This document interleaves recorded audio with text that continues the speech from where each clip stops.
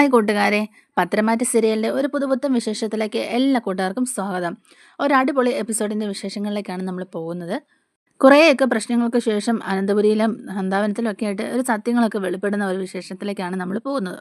നമ്മുടെ നന്ദു ആണെങ്കിൽ SI ആയിട്ട് ചാർജ് എടുത്തു. ഇനിയിപ്പം നന്ദുവിന്റെ കളികളാണ് കേട്ടോ അവിടെ തുടങ്ങുന്നത്. അതേസമയത്ത് തന്നെ നമ്മുടെ നവ്യ ആണെങ്കിലും സത്യങ്ങളെല്ലാം തിരിച്ചറിയുകയാണ്. നമ്മുടെ നയൻ ഈ സത്യങ്ങളൊക്കെ വെളിപ്പെടുത്തുന്നുണ്ടെങ്കിലും നവ്യ അതൊന്നും വിശ്വസിക്കാൻ കൂട്ടാകുന്നില്ല. അവസാനം നമ്മുടെ നന്ദു തെളിവ് സഹിതം ഈ കാര്യങ്ങളെല്ലാം കൂടെ നമ്മുടെ നവ്യയുടെ മുമ്പിൽ തുറന്നു പറയുകയാണ്.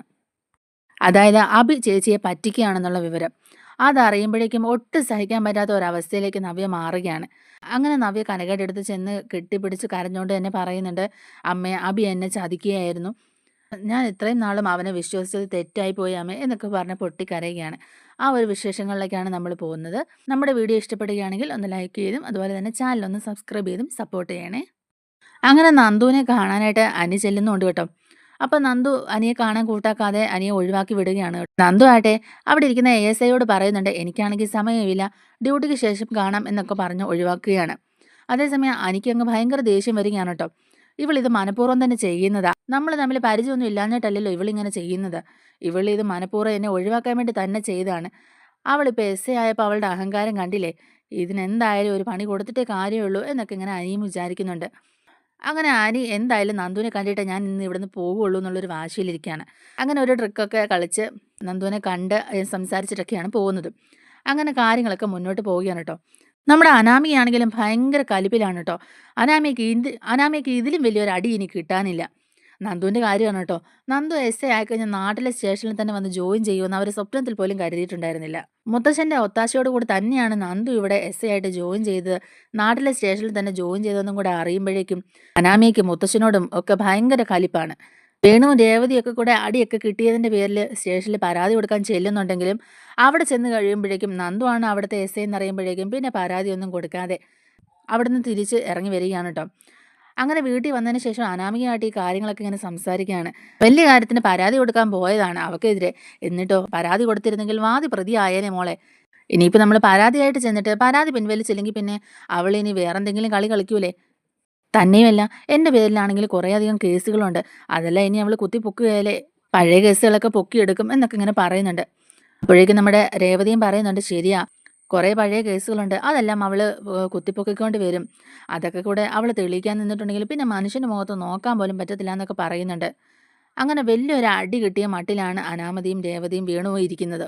അങ്ങനെ അനാമിക അനന്തപുരിയിലേക്ക് തിരിച്ചു വരികയാണ് കേട്ടോ. ആകെപ്പാടെ കലിച്ച് തുള്ളിയാണ് അനാമിക അങ്ങോട്ടേക്ക് വരുന്നത്. ചെന്ന പാടെ തന്നെ ജലജയാണ് കാണുന്നത്.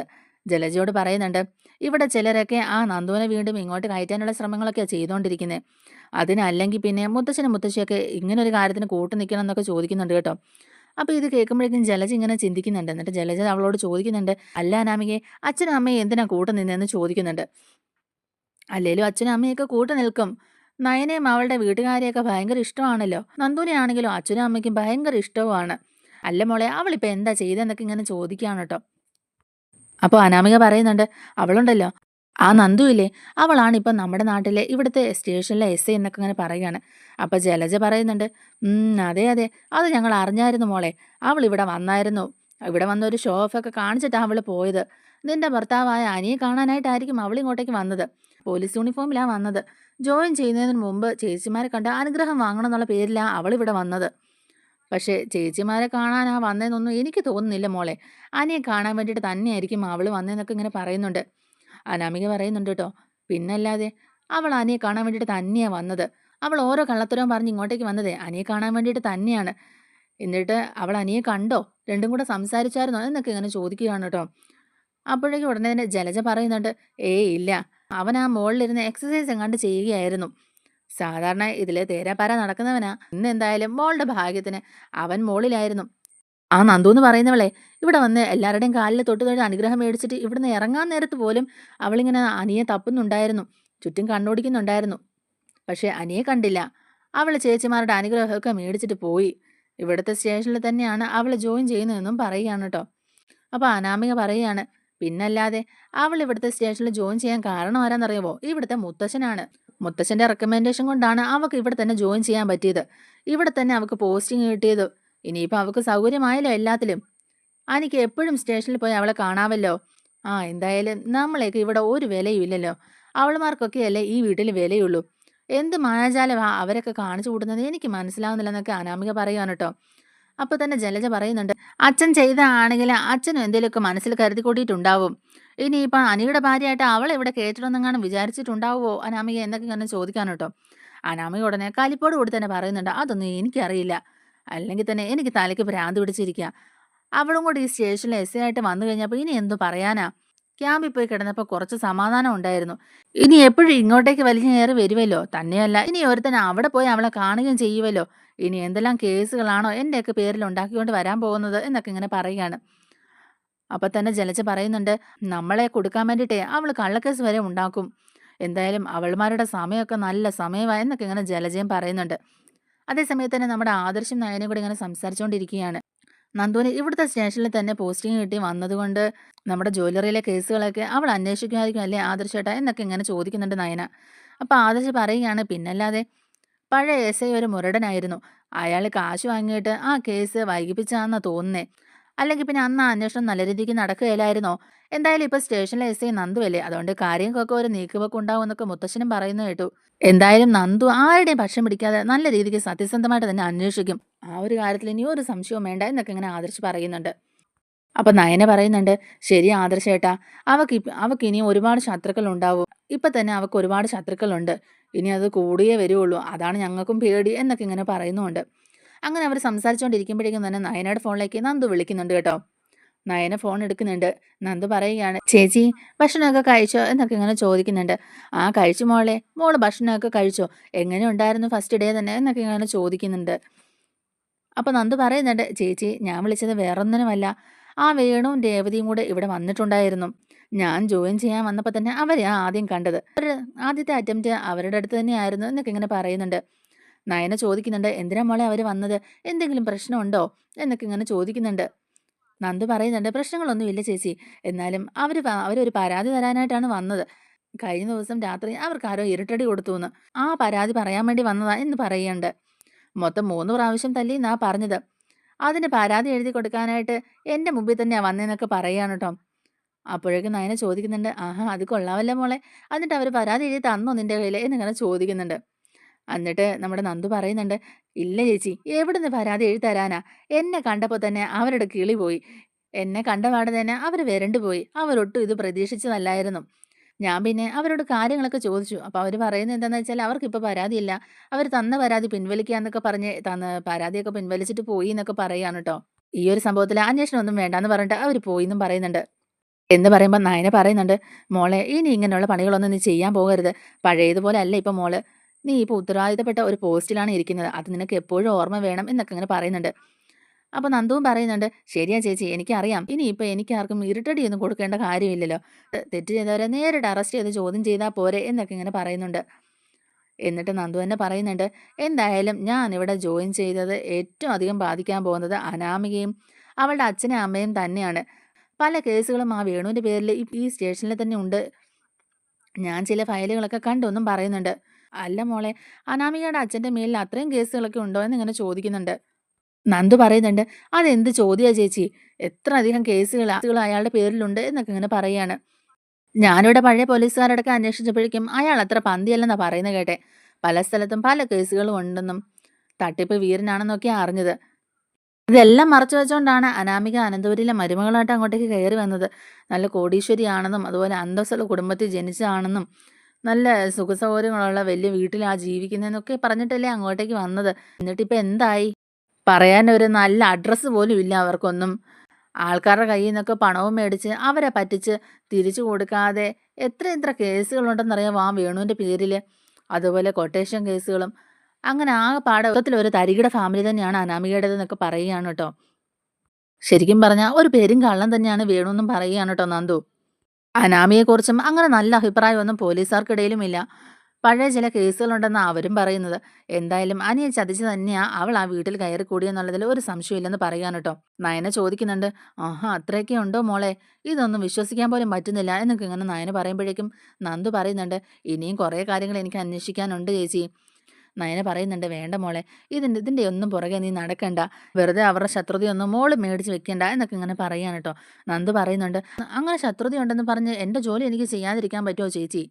അവർക്ക് എന്നോട് ശത്രുത ഉണ്ടാവുമെന്ന് പറഞ്ഞിട്ട് കേസ് അന്വേഷിക്കാതിരിക്കാൻ പറ്റുമോ? തെറ്റ് ചെയ്യുന്നവർ ശിക്ഷിക്കപ്പെടേണ്ടേ?" എന്നൊക്കെ ഇങ്ങനെ നന്ദു ചോദിക്കുന്നുണ്ട്. അത് പറയുമ്പോഴേക്കും നയന ആദർശിനോട് പറയുന്നുണ്ട്, "ആദർശേട്ടാ, നന്ദു വിളിച്ചിട്ടുണ്ടായിരുന്നു. നന്ദു ഇപ്പോൾ ഒരു കാര്യം പറഞ്ഞു എന്നും പറയുകയാണ് കേട്ടോ." "എന്താ നന്ദു പറഞ്ഞത്?" എന്നിങ്ങനെ ആദർശ് ചോദിക്കുമ്പോഴേക്കും അനാമികയുടെ അച്ഛൻ വേണുവും രേവതിയും അവിടെ പരാതി പറയാൻ ചെന്ന കാര്യങ്ങളും നന്ദുവിനെ കണ്ടപാടെ അവർ വരണ്ടു പോയിട്ട് പരാതിയൊന്നും ഇല്ലാന്ന് പറഞ്ഞിട്ട് അവിടുന്ന് പോയ കാര്യങ്ങളും ഒക്കെ പറയുന്നുണ്ട്. ആദർശ് ചിരിക്കുകയാണ് കേട്ടോ ഇത് കേൾക്കുമ്പോഴേക്കും. നയന പറയുന്നുണ്ട്, "എനിക്കങ്ങ് പേടിയാവുക ആദർശേട്ടാ." നന്ദു പറയുന്നത് കേൾക്കുമ്പോഴേക്കും എനിക്ക് ശരിക്കും പേടിയാവുന്നുണ്ടെന്ന് പറയുന്നുണ്ട്. ആദർശ് പറയുന്നുണ്ട് നയനയോട്, "നീ എന്തിനാ നയനെ പേടിക്കുന്നേ? അവളിപ്പോൾ ഒരു പോലീസ് ഓഫീസറല്ലേ." "അതല്ല ആദർശേട്ടാ, ഇനിയും പല കേസുകളും വേണുവിൻ്റെ പേരിലും അനാമികയുടെ പേരിലും ഒക്കെ സ്റ്റേഷനിൽ കിടപ്പുണ്ടെന്നാണ് നന്ദു പറഞ്ഞത്. അങ്ങനെ അതെല്ലാം അവൾ ചെകഞ്ഞെടുത്ത് പരിശോധിച്ചാൽ അതിലൊക്കെ അറസ്റ്റ് ഉണ്ടാകാനും ചാൻസ് ഇല്ലേ? അങ്ങനെയൊക്കെ ആകുമ്പോഴേക്കും വീണ്ടും വീട്ടിൽ പ്രശ്നങ്ങളുണ്ടാകും, ശത്രുതയും കൂടും. അങ്ങനെയൊക്കെ സംഭവിച്ചിട്ടുണ്ടെങ്കിൽ അത് മൊത്തത്തിൽ പ്രശ്നമാവൂലേ ആദർശേട്ടാ? തന്നെയല്ല കുടുംബത്തിലും അത് പ്രശ്നമാവൂലേ?" എന്നൊക്കെ ഇങ്ങനെ ചോദിക്കുന്നുണ്ട്. അപ്പം തന്നെ ആദർശ് പറയുന്നുണ്ട്, "അതെനിക്കും സംശയമുള്ളത് തന്നെയാണ്. പല സ്ഥലത്തുനിന്നും ഞാൻ അറിഞ്ഞ കാര്യങ്ങളുമാണ്. അനാമികയുടെ വീട്ടുകാർ അത്ര പന്തിയൊന്നും അല്ല എന്നുള്ള കാര്യങ്ങളൊക്കെ അനിയുമായിട്ടുള്ള വിവാഹത്തിൻ്റെ അന്ന് തന്നെ എനിക്ക് മനസ്സിലായ കാര്യമാണ്. വേണു പണം കൊടുക്കാനുള്ള ഒരാൾ അവിടെ വന്ന് ബഹളം വെച്ച കാര്യം ഞാൻ നിന്നോട് പറഞ്ഞിട്ടില്ലായിരുന്നോ? ഞാൻ പണം തിരികെ കൊടുക്കാമെന്ന് പറഞ്ഞുകൊണ്ടാണ് ആ വിവാഹം അന്ന് നടന്നത്. ഇല്ലെങ്കിൽ അവിടെ വെച്ച് അത് മുടങ്ങിപ്പോയേനെ. അങ്ങനെ പല സ്ഥലത്തും പ്രശ്നങ്ങൾ ഉണ്ടാക്കിയ ഒരാളാണ് വേണു എന്നാണ് ഞാൻ അറിഞ്ഞിട്ടുള്ളത്. പിന്നെ ഈ വിവാഹത്തിന് ശേഷം അതൊന്നും പറഞ്ഞിട്ട് കാര്യമില്ലല്ലോ. എന്നാലും ഇവിടെയുള്ളവരെ പറ്റിച്ച് തന്നെ അവരിവിടെ കയറി കൂടിയെന്നും പറയുകയാണ് കേട്ടോ. അനാമികയാണെങ്കിലും അനന്തപുരിയിലെ സ്വത്തും പണവും കണ്ടിട്ട് തന്നെയാണ് ഇങ്ങോട്ടേക്ക് വന്നതെന്നും പറയുകയാണ് കേട്ടോ. അനി പറയുന്നതിലും ചില കാര്യങ്ങളുണ്ടെന്നാ തോന്നുന്ന നയനെ എന്നൊക്കെ ഇങ്ങനെ ആദർശ് പറയുന്നുണ്ട്. നയന പറയുന്നുണ്ട്, "ശരിയാ ആദർശേട്ടാ, അനി പറയുന്നത് നമുക്ക് മുഴുവൻ തള്ളിക്കളയാൻ പറ്റില്ല. അനാമിക സ്വത്തും പണവും കണ്ടിട്ട് തന്നെയാണ് വന്നത്. അല്ലാതെ അനിയോട് സ്നേഹമൊന്നുമില്ല. അവൾ അത്ര പന്തിയാണെന്ന് എനിക്കും തോന്നുന്നില്ല" എന്നൊക്കെ നയനയും പറയുന്നുണ്ട്. അപ്പം ആദർശ് പറയുകയാണ്, "ശരിയാ, അനിയുടെ ജീവിതം ഇങ്ങനെ ആയിപ്പോയി. പിന്നെ അവനെ വഴക്ക് പറയാതിരിക്കാനും നന്ദുവിൻ്റെ പുറകെ ഇനി നടക്കരുതെന്ന് പറയാനും ഒന്നും പറ്റില്ലല്ലോ. അതുകൊണ്ടാണ് ഞാൻ ഇവനെ ഇങ്ങനെ ഉപദേശിക്കുന്നത്. ചില സമയത്ത് അവൻ്റെ അവസ്ഥ ഓർത്തിട്ട് എനിക്ക് തന്നെ വിഷമമാകാറുണ്ട്" എന്നൊക്കെ ഇങ്ങനെ ആദർശ് പറയുന്നുണ്ട്. അങ്ങനെ നന്ദു തന്നെ മൂർത്തിസ് ജ്വല്ലറിയുമായിട്ടുള്ള കേസ് അന്വേഷിക്കാൻ തീരുമാനിക്കുകയാണ് കേട്ടോ. പഴയ ഫയലുകളിൽ നിന്നൊക്കെ ആ കേസ് കിട്ടുമ്പോഴേക്കും നേരിട്ട് ആദർശിനെ തന്നെ വിളിച്ച് ചോദിക്കുകയാണ് നന്ദു. അന്വേഷണം നടന്നുകൊണ്ടിരുന്നതാണ്. പക്ഷെ ആ എസ്ഐക്ക് അതത്ര താല്പര്യമില്ലാത്ത പോലെ തോന്നി. ഒന്നും അങ്ങോട്ട് മുന്നോട്ട് നീങ്ങുന്നില്ലായിരുന്നു. നമ്മുടെ ജ്വല്ലറിക്ക് തന്നെ വളരെയധികം മോശപ്പേരുണ്ടാക്കുന്ന ഒരു കാര്യമായിരുന്നു അത്. നമ്മുടെ ജ്വല്ലറി വഴി കള്ള സ്വർണം ടാക്സ് വെട്ടിച്ച് ആഭരണങ്ങളാക്കി വിൽക്കുക എന്നുള്ളത്. അത് ഈ ജ്വല്ലറിയുമായി ബന്ധപ്പെട്ട ആരോ തന്നെയാണ് ചെയ്തിട്ടുള്ളത്. പല സ്റ്റാഫുകളെ വിളിച്ച് ഞാനും മുത്തശ്ശനും ഒക്കെ ചോദിച്ചിട്ടുണ്ടെങ്കിലും പക്ഷെ ആരും അതങ്ങ് സമ്മതിച്ചും തന്നിട്ടില്ല. അതുകൊണ്ടാണ് കേസ് കൊടുത്തത്. ഇങ്ങനെ ഒരു കേസ് നിലനിൽക്കുമ്പോഴേക്കും ഇനിയും ആ ഒരു പ്രവൃത്തി ചെയ്യാൻ ആ വ്യക്തി മടിക്കുമല്ലോ എന്ന് കരുതിയിട്ട് തന്നെ ചെയ്തെന്ന് പറയാണ് കേട്ടോ. അപ്പോഴേക്കും നന്ദ പറയാണ്, "ആ, എനിക്ക് മനസ്സിലായി ആദർശേട്ടാ, ഞാനിതിവിടെ കണ്ടായിരുന്നു. ഇനിയിപ്പോൾ എന്തായാലും ഈ കാര്യത്തിൽ നല്ലൊരു അന്വേഷണം ഉണ്ടാകും." അപ്പോഴേക്കും ആദർശ് പറയുന്നുണ്ട്, "ഇനിയിപ്പോൾ ഈ ഒരു കാര്യത്തിൽ നല്ലൊരു അന്വേഷണം തന്നെ ഉണ്ടാവുമെന്നാണ് ഞങ്ങൾ പ്രതീക്ഷിക്കുന്നത്. നന്ദു എന്തായാലും സത്യസന്ധമായിട്ട് തന്നെ ഈ ഒരു കേസ് അന്വേഷിക്കണം" എന്നൊക്കെ പറയുന്നുണ്ട്. നന്ദു ഉടനെ തന്നെ പറയുന്നുണ്ട്, "അത് പിന്നെ ആദർശേട്ടാ, പ്രത്യേകിച്ച് പറയേണ്ട കാര്യമുണ്ടോ? അനന്തപുരിയും മൂർത്തീസ് ജ്വല്ലറിയും ഒക്കെ നമ്മളൊരു കുടുംബം തന്നെയല്ലേ?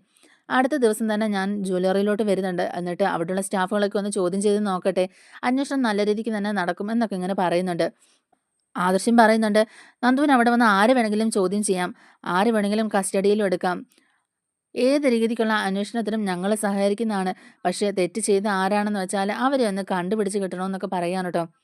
നന്ദു അപ്പം അതൊക്കെ ഓക്കെ എന്നൊക്കെ പറഞ്ഞിട്ട് ഫോം വെക്കുന്നുണ്ട്. അതേ സമയത്ത് നമ്മുടെ അബിക്കാണെങ്കിൽ ഒരു ബ്രാഞ്ചിന്റെ ചുമതല ഏൽപ്പിച്ചു കൊടുത്തിരിക്കുകയാണ്. ആ ഒരു ബ്രാഞ്ചിലും കള്ളസ്വർണം കൊണ്ടുവരാൻ അബി നന്നായിട്ട് തന്നെ ശ്രമിക്കുന്നുണ്ട്.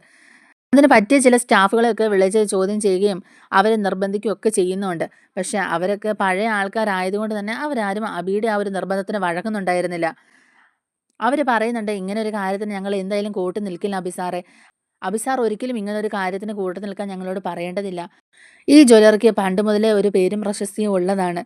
തന്നെയുമല്ല നേരത്തെ ഇതുപോലൊരു പ്രശ്നം ഉണ്ടായതല്ലേ. ഇനിയിപ്പോൾ സാർ ഇങ്ങനെ നിർബന്ധിച്ചാൽ ഞങ്ങളത് ചെയ്യില്ല" എന്നും പറയുകയാണ് കേട്ടോ. അങ്ങനെ ഇരിക്കുമ്പോഴേക്കും തന്നെ അബി അവരെ ഭീഷണിപ്പെടുത്തുകയാണ് കേട്ടോ. "നിങ്ങൾക്കൊക്കെ ഇത്രയും ധൈര്യമായല്ലേ? ഞാൻ ഇവിടുത്തെ മാനേജറാണെന്നുള്ള ഓർമ്മ വേണം നിങ്ങൾക്ക്" എന്നിങ്ങനെ പറഞ്ഞ് ഭീഷണിപ്പെടുത്തുമ്പോഴേക്കും അവർ പറയുന്നുണ്ട്, "സാർ ഇനിയും ഞങ്ങളോട് ഈ കാര്യം ആവശ്യപ്പെട്ടാൽ ഞങ്ങൾ നേരെ മൂർത്തി സാറിനെ വിളിച്ച് കാര്യം പറയുമെന്നൊക്കെ പറയുകയാണ് കേട്ടോ. അപ്പോഴേക്കും അബി ഒന്നും മിണ്ടുന്നില്ല കേട്ടോ. അതുപോലെ തന്നെ കണക്കിലൊക്കെ ആണെങ്കിലും ഭയങ്കര തിരിമറിയൊക്കെ നടത്തുന്നുണ്ട് അബി. കുറേ കണക്കുകളിലൊക്കെ തെറ്റുകളൊക്കെ വരുത്തിയിട്ട് ആ പൈസ എല്ലാം വെട്ടിച്ചെടുക്കുകയാണ് നമ്മുടെ അബി. അതൊക്കെ ആ മാനേജർ കണ്ടുപിടിക്കുകയും ആദർശിനെ വിളിച്ച് അറിയിക്കുകയും ചെയ്യുന്നുണ്ട്. ആദർശിനോട് പറയുന്നുണ്ട്, "അബി സാർ ഇങ്ങനെ ഒരു കുത്തഴിഞ്ഞ രീതിയിലുള്ള ഭരണമാണ് ഇവിടെ നടത്തിക്കൊണ്ടിരിക്കുന്നത്. കാരണം സ്റ്റാഫുകൾക്കൊന്നും താല്പര്യമില്ല. കാരണം ആവശ്യമില്ലാതെ സ്റ്റാഫുകളെ എല്ലാം വഴക്ക് പറയുകയാണ്. എല്ലാവരോടും മോശമായ രീതിയിൽ സംസാരിക്കുകയും ഒരു ലീവ് പോലും കൊടുക്കാതിരിക്കുകയും ഒക്കെ ചെയ്യുന്നത് കൊണ്ട് തന്നെ സ്റ്റാഫിൻ്റെ ഇടയിൽ നിന്ന് നല്ല വിമർശനം ഉണ്ടാകുന്നുണ്ടെന്ന് പറയുകയാണ് കേട്ടോ." അതുപോലെ തന്നെ അഭിസാറ് കള്ളസ്വർണം ഇങ്ങോട്ടേക്ക് കൊണ്ടുവന്നിട്ട് ഓർണമെന്റ്സ് ആക്കി ഈ ബ്രാഞ്ചിൽ കൂടെ വിൽക്കാനായിട്ടുള്ള ശ്രമങ്ങളൊക്കെ നടത്തിയിരുന്നു. നമ്മുടെ കുറച്ച് സ്റ്റാഫുകളൊക്കെ വിളിച്ച് അവരോടൊക്കെ ഒന്ന് സംസാരിക്കാൻ ശ്രമിച്ചു. പക്ഷേ അവരാരും സമ്മതിച്ചില്ല. അതുപോലെ ഇനിയും അവരെ നിർബന്ധിച്ചാൽ അവർ നേരിട്ട് മൂർത്തി സാറിനെ വിളിച്ച് കാര്യങ്ങളൊക്കെ പറയുമെന്ന് പറഞ്ഞു. അതുകൊണ്ട് ഇപ്പോൾ ഒരു പൊടിക്ക് ഒതുങ്ങിയിരിക്കുകയാണ്. അഭിസാറ് നല്ല രീതിക്കൊന്നും അല്ല ഈ ബ്രാഞ്ച് കൊണ്ടുപോകുന്നത്. പണം ഒരുപാട് അടിച്ചു മാറ്റുന്നുണ്ട് ഇവിടുന്ന് എന്നൊക്കെയുള്ള കാര്യങ്ങൾ മാനേജർ ആദർശിനെ അറിയിക്കുകയാണ് കേട്ടോ. ആദർശ് പറയുന്നുണ്ട്, അവൻ അങ്ങനെയൊക്കെ ചെയ്യുമെന്നുള്ളത് ഞങ്ങൾക്ക് അറിയാമായിരുന്നു. എനിക്കും മുത്തശ്ശനും നല്ല ഉറപ്പായിരുന്നു. അതുകൊണ്ട് മാത്രമാണ് തന്നെ ഈ ബ്രാഞ്ചിലോട്ട് ഷിഫ്റ്റ് ചെയ്തതെന്ന് പറയുകയാണ് കേട്ടോ. അബി അവിടെ എന്തൊക്കെ കാണിച്ചാലും അതൊക്കെ താൻ എന്നെ വിളിച്ച് അപ്പം തന്നെ അറിയിക്കണമെന്ന് പറയുന്നുണ്ട്. അത് പറഞ്ഞില്ലെങ്കിൽ നമ്മുടെ ജ്വല്ലറിക്ക് തന്നെയാണ് അത് മോശപ്പേരായിട്ട് വരിക. പാരമ്പര്യമായിട്ടുള്ള നമ്മുടെ ജ്വല്ലറിയിൽ ഒരു ബ്രാഞ്ച് പോലും നിന്ന് പോവരുത്. അതിനു വേണ്ടിയിട്ട് നമ്മൾ ശ്രമിക്കണമെന്നൊക്കെ ആദർശ് അയാളോട് പറയുന്നുണ്ട്. അതിനുശേഷം ആദർശ് മുത്തശ്ശനോടും ഈ കാര്യങ്ങളൊക്കെ പറയുകയാണ് കേട്ടോ. അബിയുടെ കുത്തഴിഞ്ഞ രീതിയിലുള്ള ഈ ഭരണം ആ ബ്രാഞ്ച് നടത്തുന്നതിനെ കുറിച്ചുള്ള കാര്യങ്ങളൊക്കെ പറയുന്നുണ്ട്. മുത്തശ്ശനും പറയുന്നുണ്ട്, നവ്യ അന്ന് നിർബന്ധിച്ചത് കൊണ്ട് മാത്രമാണ് അവനെ ആ ബ്രാഞ്ച് ഏൽപ്പിച്ചത്. പിന്നെ വേറെ ചില ഉദ്ദേശങ്ങളും എൻ്റെ മനസ്സിലുണ്ടായിരുന്നു. അതുകൊണ്ടല്ലേ നമ്മൾ വേറൊരു മാനേജറെ അവിടെ നിയമിച്ചത്. അങ്ങനെ അബിയോട് മുത്തശ്ശൻ ചോദിക്കുകയാണ്, നിനക്കൊരു ബ്രാഞ്ചിൻ്റെ ചുമതല ഏൽപ്പിച്ചല്ലോ, അതിൻ്റെ കാര്യങ്ങളൊക്കെ എങ്ങനെയാണ് മുന്നോട്ട് പോകുന്നതെന്നൊക്കെ ചോദിക്കുകയാണ് കേട്ടോ. അപ്പോൾ അബി പറയുകയാണ്, അതൊക്കെ നല്ല രീതിയിൽ തന്നെ മുന്നോട്ട് പോകുന്നുണ്ട്. എന്താ മുത്തശ്ശൻ എന്നെ വിശ്വാസമില്ലേ എന്നിങ്ങനെ ചോദിക്കുകയാണ് കേട്ടോ. മുത്തശ്ശൻ പറയുന്നുണ്ട്, അതല്ല, ആ മാനേജർ എന്നെ ഇന്ന് വിളിച്ചിരുന്നു. ചില കാര്യങ്ങളൊക്കെ എന്നെ ഓർമ്മിപ്പിച്ചു. അത് നിന്നോട് ചോദിക്കാൻ വേണ്ടിയിട്ടാണ് ഞാനിപ്പോൾ ചോദിച്ചതെന്ന് പറയുകയാണ്. നമ്മുടെ ജ്വല്ലറിക്ക് ഒരു പാരമ്പര്യമുണ്ട്. അത് കളഞ്ഞു കുടിക്കാൻ നീ ശ്രമിക്കരുത്. നമുക്ക് ആവശ്യത്തിലധികം പണവും സമ്പത്തും ഉണ്ട്. പിന്നെയും തെറ്റായ രീതിക്ക് പണം ഉണ്ടാക്കാനുള്ള ശ്രമമൊന്നും നിന്റെ ഭാഗത്തുനിന്ന് ഉണ്ടാകരുതെന്ന് പറയുകയാണ് കേട്ടോ. അപ്പോൾ തന്നെ അബിക്ക് കാര്യങ്ങളൊക്കെ ചെറുതായിട്ട് മനസ്സിലാവുന്നുണ്ട്. അബി പറയുന്നുണ്ട്, ഓഹോ, എല്ലാ ന്യൂസുകളും അപ്പപ്പോൾ തന്നെ വിളിച്ച് പറയാനായിട്ടാണല്ലേ അങ്ങനെയുള്ള മാനേജറെ അവിടെ നിയമിച്ചത്. എങ്ങനെയെങ്കിലും എന്നെ കൊടുക്കണം എന്നുള്ളൊരു ചിന്ത മാത്രമല്ലേ ആദർശിനുള്ളൂ. അതുകൊണ്ടല്ലേ അങ്ങനെ ചെയ്തതെന്നൊക്കെ ചോദിക്കുകയാണ്. അപ്പം നവ്യ അടുത്തുണ്ട് കേട്ടോ. നവ്യ പറയുന്നുണ്ട്, ശരിയാ, ആദർശേട്ടൻ ഇപ്പം പുതിയ മാനേജറെ വെച്ചത് എന്തിനാ? അബി ഇല്ലായിരുന്നോ അവിടെ? അവൻ നോക്കുകയല്ലേ കാര്യങ്ങളൊക്കെ. അവനെ സംശയത്തോടെ നോക്കുന്നോണ്ടല്ലേ ഇങ്ങനെ ചെയ്തത് എന്നൊക്കെ ഇങ്ങനെ ചോദിക്കുന്നുണ്ട്. എന്നിട്ട് ആവശ്യമില്ലാത്ത കുറ്റങ്ങളൊക്കെ അവൻ്റെ തലയിൽ ചുമത്തി ആ ചുമതല കൂടെ ഇല്ലാതാക്കണം. അതിന് വേണ്ടിയിട്ടല്ലേ എന്നൊക്കെ ഇങ്ങനെ ചോദിക്കുകയാണ്. അപ്പം നയന പറയുന്നുണ്ട്, ചേച്ചി ഈ കാര്യത്തിലൊന്നും ഇടപെടേണ്ട കാര്യമില്ല. ഒരു തെളിവുമില്ലാതെ മുത്തശ്ശനും ആദർശേട്ടനൊന്നും അബിയെ കുറ്റം പറയാനൊന്നും പോകുന്നില്ല എന്നൊക്കെ പറയുകയാണ്. അങ്ങനെ അബിയെ ഒന്ന് പിടിച്ചു വെച്ചിരിക്കുകയാണ് കേട്ടോ. ആദർശം മുത്തശ്ശനും കൂടെ സംസാരിക്കുന്നുണ്ട്. ഇവനായിരിക്കും ചിലപ്പം ജ്വല്ലറിയിൽ നേരത്തെയും ഇതുപോലുള്ള കള്ളത്തരങ്ങളൊക്കെ ചെയ്തിട്ടുണ്ടാവുക. ഏതായാലും നന്ദു അന്വേഷിക്കുമ്പോൾ നമുക്ക് വിവരങ്ങളൊക്കെ അറിയാൻ പറ്റുമല്ലോ. അങ്ങനെ നന്ദു അന്വേഷിക്കും, സ്റ്റാഫിനെ ക്വസ്റ്റ്യൻ ചെയ്യുകയൊക്കെ ചെയ്യുന്നുണ്ട് കേട്ടോ. അങ്ങനെ പഴയ സ്വർണ്ണപ്പണിക്കാരനെ നന്ദു ഇങ്ങനെ ക്വസ്റ്റ്യൻ ചെയ്യുകയാണ്. താൻ ആ സ്വർണ്ണപ്പണിക്കാരനല്ലേ, താനാണോ അബിക്ക് വേണ്ട ഒത്താശയൊക്കെ ചെയ്തു കൊടുത്തതെന്നൊക്കെ ചോദിച്ചുകൊണ്ട് അയാളെ ഒന്ന് കുടയുന്നുണ്ട്. അപ്പോൾ അയാൾ അങ്ങോട്ട് സമ്മതിക്കുകയാണ് കേട്ടോ. ഞാൻ അങ്ങനെ ചെയ്തിരുന്നു, പക്ഷെ അത് അബിസാർ പറഞ്ഞിട്ടാണ് ചെയ്തത്, വേറൊന്നും കൊണ്ടല്ല. മൂർത്തീസ് ജ്വല്ലറിയിലെ ഒരു ട്രസ്റ്റിൻ്റെ ആൾ തന്നെയല്ലേ അബിസാറും. തന്നെയുമല്ല, അനന്തപുരിയിലെ മൂർത്തി സാറിൻ്റെ കൊച്ചുമോൻ തന്നെയല്ലേ അബിസാറും. അതുകൊണ്ടാണ് ഞാൻ അതിനെ സമ്മതിച്ചതെന്നൊക്കെ പറയാൻ കേട്ടോ. അങ്ങനെ അയാൾ മുത്തശ്ശൻ്റെ മുമ്പിലും ഈ കാര്യങ്ങളൊക്കെ സമ്മതിക്കുന്നുണ്ട്. ആബിയാണ് ഈ കള്ളത്തരങ്ങളൊക്കെ ചെയ്തെന്നുള്ള കാര്യങ്ങളുള്ള തെളിവും കിട്ടിക്കഴിഞ്ഞു. അങ്ങനെ ആബിയെ മുത്തശ്ശൻ വിളിക്കുകയാണ് കേട്ടോ. അങ്ങനെ ആബി വന്നു കഴിയുമ്പോഴേക്കും നന്ദു ചോദിക്കുന്നുണ്ട്, അബിയേട്ടനല്ലേ ഈ കാര്യങ്ങളൊക്കെ ചെയ്തതെന്ന് ചോദിക്കുകയാണ്. എന്നെ കൊടുക്കാനായിട്ട് വീണ്ടും അവൻ ഓരോ കരിക്കുകളും നീക്കുകയാണല്ലേ ആദർശം നയനയും കൂടെ നന്ദുവിനെ വെച്ചാണല്ലേ ഈ കാര്യങ്ങളൊക്കെ ചെയ്യുന്നത്. ഇപ്പം നീ എസ് ഐ ആയതുകൊണ്ട് എല്ലാം നിന്റെ പരിധിയിലായിരിക്കുമല്ലോ അല്ലേ വരുന്നത്. നീ പറയുന്നത് തന്നെ എല്ലാവരും കേൾക്കുമല്ലോ എന്നൊക്കെ ഇങ്ങനെ പറയുകയാണ് കേട്ടോ. അപ്പോഴേക്കും മുത്തശ്ശൻ പറയുന്നുണ്ട്, നന്ദു സത്യസന്ധമായിട്ടുള്ളൊരു അന്വേഷണമാണ് നടത്തിയത്. ഇവിടെ തെറ്റ് ചെയ്ത ആരായാലും ശിക്ഷിക്കപ്പെടും. ഇവിടെ നീയാണ് തെറ്റുകാരനെങ്കിൽ നീ ശിക്ഷിക്കപ്പെടും. നിയമപരമായിട്ട് എന്താണോ അതിനുള്ള ശിക്ഷ അത് തന്നെ നീ അനുഭവിക്കുകയും ചെയ്യും എന്നൊക്കെ ഇങ്ങനെ പറയുന്നുണ്ട്. ഇവിടെ നീയാണ് തെറ്റ് ചെയ്തതെന്നുള്ളതിന് എല്ലാ തെളിവുകളും കിട്ടിക്കഴിഞ്ഞു ആബി. ഇനി നിനക്ക് രക്ഷയില്ല. അതുകൊണ്ട് നീ തെറ്റ് സമ്മതിച്ചേ പറ്റുള്ളൂ എന്നൊക്കെ ഇങ്ങനെ പറയുകയാണ് കേട്ടോ മുത്തശ്ശൻ. അങ്ങനെ നമ്മുടെ നന്ദു തെളിവുകളൊക്കെ കാണിച്ചു കൊടുക്കുകയാണ്. അങ്ങനെ അബിയെ അറസ്റ്റ് ചെയ്തുകൊണ്ട് നന്ദു പോവുകയാണ് കേട്ടോ. അബിയെ അറസ്റ്റ് ചെയ്തുകൊണ്ട് പോകുന്നതിൻ്റെ പേരിൽ തന്നെ നമ്മുടെ നവ്യയും ജലജയും കൂടെ അനന്തപുരിയിൽ വഴക്കുണ്ടാക്കിയാണ് കേട്ടോ. ജലജ പറയുന്നുണ്ട്, എൻ്റെ മോനെ കുടുക്കി അറസ്റ്റ് ചെയ്തുകൊണ്ട് പോയത് കണ്ടില്ലേ, ഇപ്പോൾ ആദർശം നയനയ്ക്കും സമാധാനമായില്ലേ. എൻ്റെ മോൻ ഒരു ബ്രാഞ്ചിൻ്റെ ചുമതല കൊടുത്തത് തന്നെ ആദർശനും നയനയ്ക്കും ഇഷ്ടപ്പെട്ടിട്ടില്ല. അതുകൊണ്ടല്ലേ അവർ മനഃപൂർവ്വം ഇങ്ങനെ ചെയ്തതെന്നൊക്കെ ഇങ്ങനെ ചോദിക്കാണ് കേട്ടോ. അപ്പോഴേക്കും നവ്യയും പറയുന്നുണ്ട്, അത് ശരി തന്നെയാണ്. അഭിയെ മനഃപൂർവ്വം ചതിക്കുകയായിരുന്നു. ആദർശേട്ടൻ ഇത്രയും വലിയൊരു തെറ്റ് ചെയ്തിട്ട് അത് മൂടി വെക്കാൻ വേണ്ടിയിട്ട് അഭിയെ കുടുക്കിയിരിക്കുന്നതെന്നൊക്കെ പറയുകയാണ്. ഇത് ഞാൻ ഒരിക്കലും സമ്മതിച്ചു തരില്ല എന്നൊക്കെ പറഞ്ഞ നവ്യ മുത്തശ്ശനെ നേരെ ബഹളം വെക്കുകയാണ് കേട്ടോ. ആദർശനെ ഒരുപാട് കുറ്റപ്പെടുത്തുന്നുമുണ്ട്. ആ സമയത്ത് നയന പറയുന്നുണ്ട്, ചേച്ചി ഇത്രയൊന്നും ബഹളം വെക്കേണ്ട കാര്യമില്ല. ചേച്ചി ഈ പറയുന്ന കാര്യങ്ങളൊക്കെ മാറ്റി പറയേണ്ടി വരും. അതൊക്കെ ഓർമ്മ വേണമെന്ന് പറയാണ് കേട്ടോ. അപ്പോൾ ഉടനെ നവ്യ പറയുന്നുണ്ട്, ഓഹോ അപ്പം നീയും കൂടെ കൂടിയിട്ടാണല്ലേ ഈ ഇതൊക്കെ ചെയ്തത്. എന്തെല്ലാം മാറ്റി പറഞ്ഞാലും എനിക്കൊരു പ്രശ്നവുമില്ല. ഇപ്പം നിങ്ങൾ അഭിയെ കുടുക്കി തന്നെയല്ലേ. അല്ലാതെ അവൻ ചെയ്ത തെറ്റിനൊന്നും അല്ലല്ലോ അവനെ ശിക്ഷിക്കുന്നത്. അവൻ ഇങ്ങനെ ഒരു തെറ്റ് ചെയ്തിട്ടില്ല എന്നല്ലേ അവൻ പറഞ്ഞതെന്നൊക്കെ പറയുകയാണ്. അപ്പോൾ നയന എന്ത് പറഞ്ഞിട്ടും നവ്യ അംഗീകരിക്കാതെ വരികയാണ് കേട്ടോ. അപ്പോഴേക്കും നയനയാണെങ്കിൽ DNA ടെസ്റ്റിൻ്റെ റിസൾട്ടുമായിട്ട് നവ്യയുടെ മുമ്പിലോട്ട് വരികയാണ്. ആ ഒരു ടെസ്റ്റിൻ്റെ റിസൾട്ട് നവ്യയുടെ കയ്യിലോട്ട് കൊടുക്കുകയാണ്.